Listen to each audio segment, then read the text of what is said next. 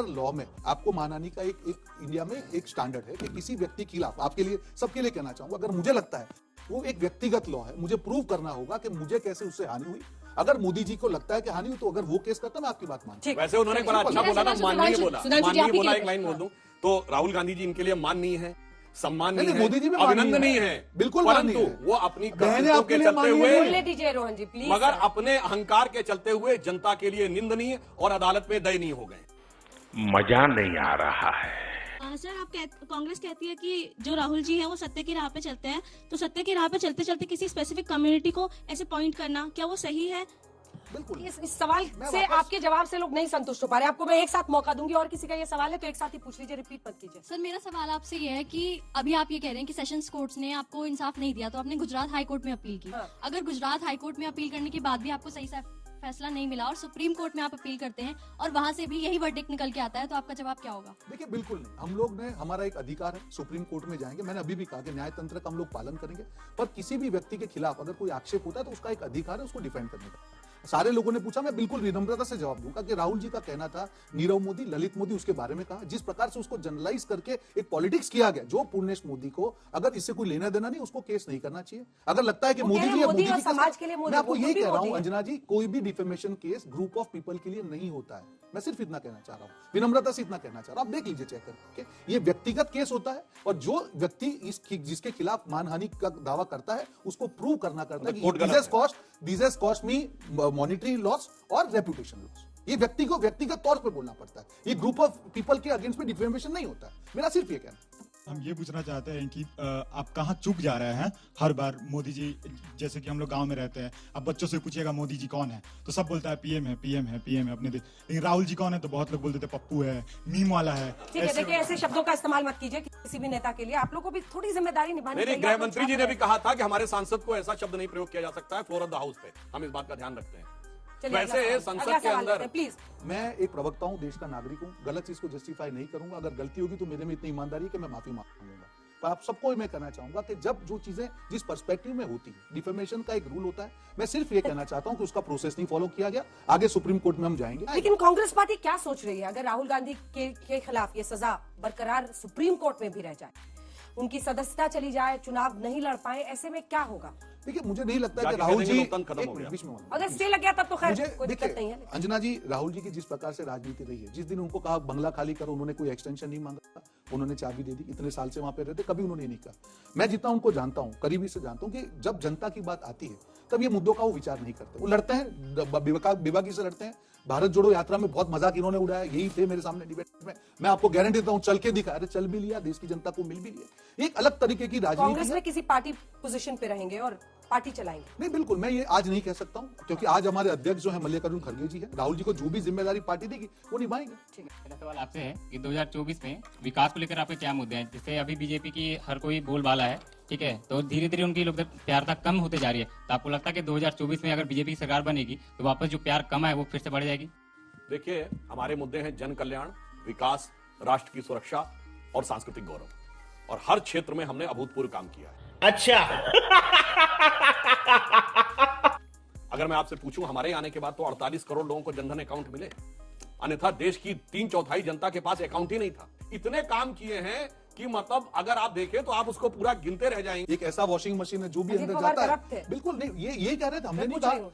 इनके प्रधानमंत्री ने कहा 4 दिन पहले, हमने नहीं कहा। इनके मुख्यमंत्री ने आपने कहा था कोई corruption आपके नहीं था। प्रधानमंत्री ने कहा 70,000 करोड़ का भ्रष्टाचार का आरोप हाँ, जिस आरोप सरकार के प्रधानमंत्री ने लगाया हो और वही पार्टी में उसको डेप्यूटी सीएम बनाया जाए, तो मुझे लगता है कि मोदी जी का अपमान है। मोदी जी हमारे प्रधानमंत्री है, अपमान तो भाजपा कर रही है। मोदी जी का अपमान भाजपा कर रही है। प्रधानमंत्री बोल रहे हैं, पालन नहीं कर रहे। मोदी जी ने कहा था कि किसान की आय 2022 तक डबल कर देंगे, और इन्हीं की सरकार ने 700 किसानों की हत्या कर दी इनडायरेक्टली। हत्या कर दी? अगर काले तालू ला के आपने हत्या की इनडायरेक्टली। उनकी आप सूची दीजिए। एक मिनट सुनिए प्लीज, आपके पास है सूची? जल्दी रखिए अपने बताइए। पास। जो मोदी जी कोई ने डेथ कहा, सर्टिफिकेट एक होता है मिनट, डेथ के बाद? जो मोदी जी ने कहा कि 2 करोड़ रोजगार देंगे हर साल, आज 16 करोड़ बेरोजगार कर दी इनकी सरकार ने, तो मोदी जी का अपमान हुआ। हमारे प्रधानमंत्री है, आज हमारे प्रधानमंत्री का अपमान मैं नहीं सकता। ठीक है, चलिए जवाब आपकी दीजिए सरकार सुधांशु को जी। इस वॉशिंग मशीन को महंगाई बेरोजगारी से आप हटाना चाहते हैं।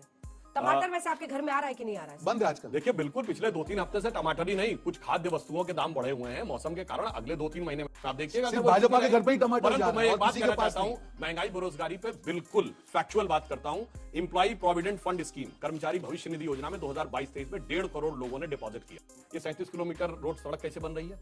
ये ऐसी हम अरे गोल पोस्ट मत हम shift तीसरे कीजिए ना। गोल पोस्ट नहीं आपने कहा था आंकड़े जो आपने कहे थे, कंक्लूडिंग क्या रिमार्क्स किसानों की आय दुगना लज्जा मत, टाइम नहीं है, मैं हर भारतीय को घर मिला। अरे अरे सुधांशु जी जल्दी से। अच्छा, हम लास्ट में सिर्फ कह दे रहे हैं, देखिए देश में बेरोजगारी हटाने के लिए मोदी सरकार कटिबद्ध है, मगर एक बेरोजगार युवक जो चांदी का चम्मच लेके पैदा हुआ था, उसके राजनीतिक बेरोजगारी से ये लोग मैंने नहीं कहा। शर्म आनी चाहिए आपको। अब बताइए मैं क्या करूंगा? एक बहुत सिंपल सी टिप आपके साथ शेयर करती हूँ। अपने हाथ को इस तरीके से रखिए। If you look at this from your side, आपका लेफ्ट हैंड आपको बी के जैसे दिखेगा और राइट हैंड आपको डी के जैसे दिखेगा। B and D. B for थोड़ी मदद रखिए। वे मैं तेरा मन पर